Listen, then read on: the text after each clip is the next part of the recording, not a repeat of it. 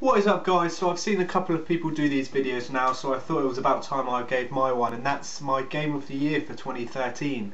Now it is worth mentioning that I'm not going to include any next gen games that I'm playing, so Assassin's Creed, Killzone, that sort of thing. They won't be in this list purely because I haven't really had time to sit down with the game yet and kind of complete them, finish them or anything. So it will be based on the previous generation, so the PS3 era for me. So yeah, let's kick it off with number 5. So yes, number 5 is Beyond Two Souls. I really was a big fan of this game. I really like Quantic Dream and the way they really focus on kind of stories.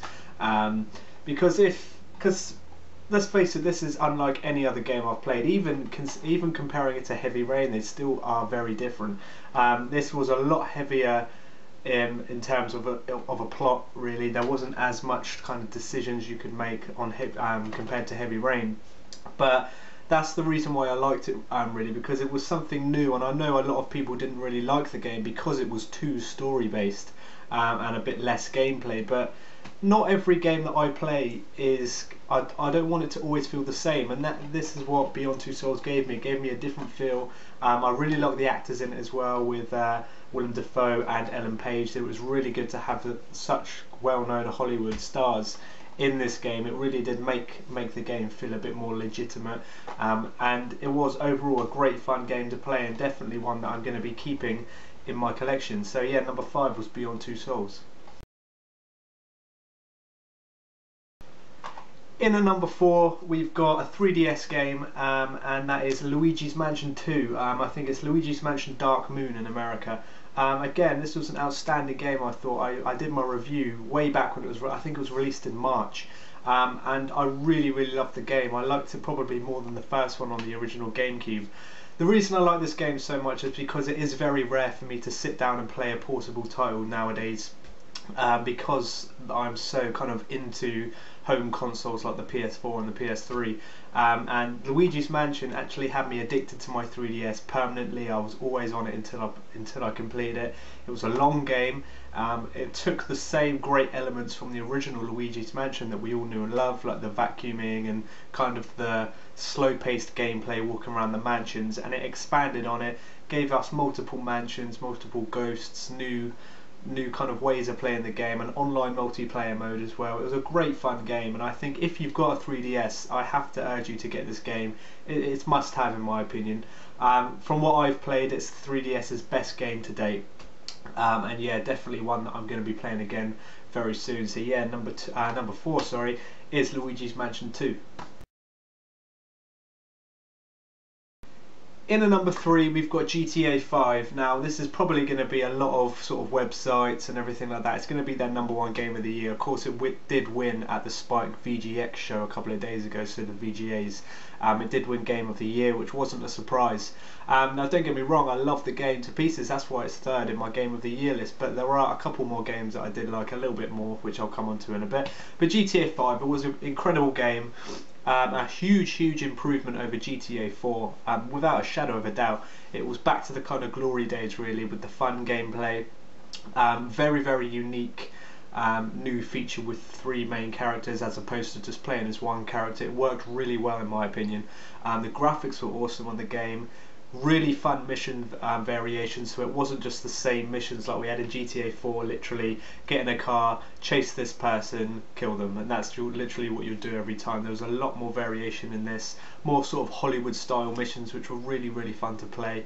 Online, even though it was a bit of a letdown after all the hype, I do have to admit the online portion is very clever, and I do see the appeal of it nowadays. Personally, I'm not into the online on GTA 5. But watching a few videos online, it does look a laugh, and overall it adds to the experience of GTA, and it was an incredible game. Again, I've done a review of that a couple of months back, so yeah, incredible game. I think you've all played it already, so I don't need to kind of keep going on about how good it is. But yeah, GTA 5 was an awesome game, and definitely up there as one of the Game of the Year contenders, and it's personally my number 3. So yeah, number 3 is GTA 5. In at number 4, we've got Tomb Raider. Now this in my opinion, would be a lot higher in everyone's Game of the Year list if it wasn't for such juggernauts like GTA.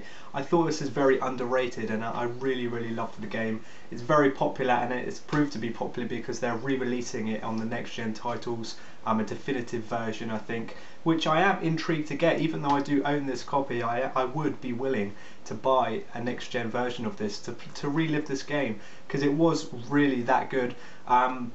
This type of game is my favourite kind of genre, like this third-person action-adventure, hence why I love the Uncharted games, and hence why I love this game, because it is so similar to that sort of style. I love the whole aspect of it's all set on this one kind of crazily spooky island, and I love the whole new feel of it really. Tomb Raider was a series that was getting quite stale, it was getting very old, and it didn't really have a place in the current generation of gaming, and then to bring it back into a sort of a game like this, obviously heavily inspired by the Uncharted games, it worked really well in my opinion. I loved it from start to finish. I can't wait to see what Crystal Dynamics and Square Enix do for the future Tomb Raider games, because this was very popular, it sold very well, so it's very obvious that we're going to be getting a sequel to this game, and I for one cannot wait for it.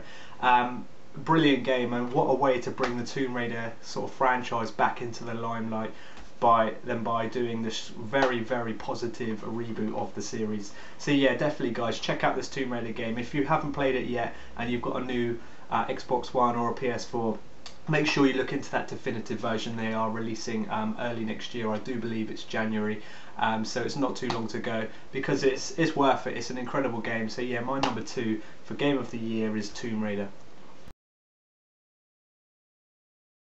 So in at number 1, not a surprise to many people, it has to be The Last of Us. Now of course I've got the Joel edition here, hence why it looks a little bit different, but yeah, The Last of Us, it has to be, because it was that good of a game. Naughty Dog really do know how to pull off incredible games, and it just proves that every game they release gets better and better, and The Last of Us, in my opinion, is probably the best they've made, even comparing that to the Uncharted games as well. It was so unique. It wasn't just your typical kind of zombie slayer game. It was so it's hard to explain. Very story based.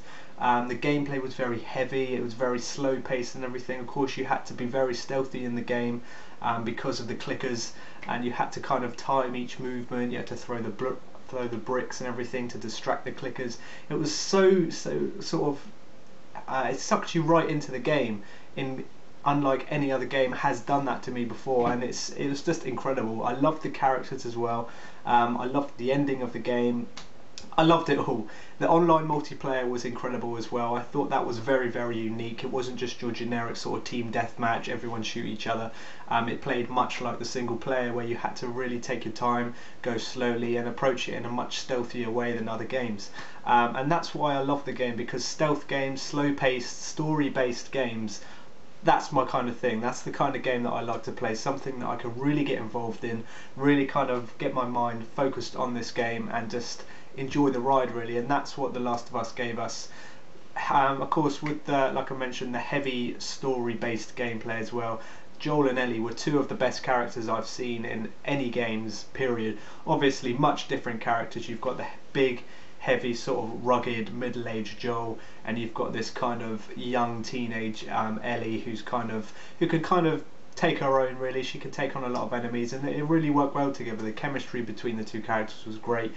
Everything that we say to praise this game just all adds together to one incredible game, and in my opinion, I probably will do a video about this topic in the future on a game of the generation, but if we're talking about game of the generation, The Last of Us would definitely be up there. I don't know if it's mine, but this is 100% my game of the year. Definitely the best game of 2013 has to be The Last of Us. So that was it guys, that's my top 5 games for the year. So what did we get? We had Beyond Two Souls, Luigis Mansion 2, GTA 5, Tomb Raider and The Last of Us. I'd love to know your thoughts guys as well. Leave your comments down below on what you think is your game of the year for 2013. Thank you for watching my list, and I will see you very soon with my next video.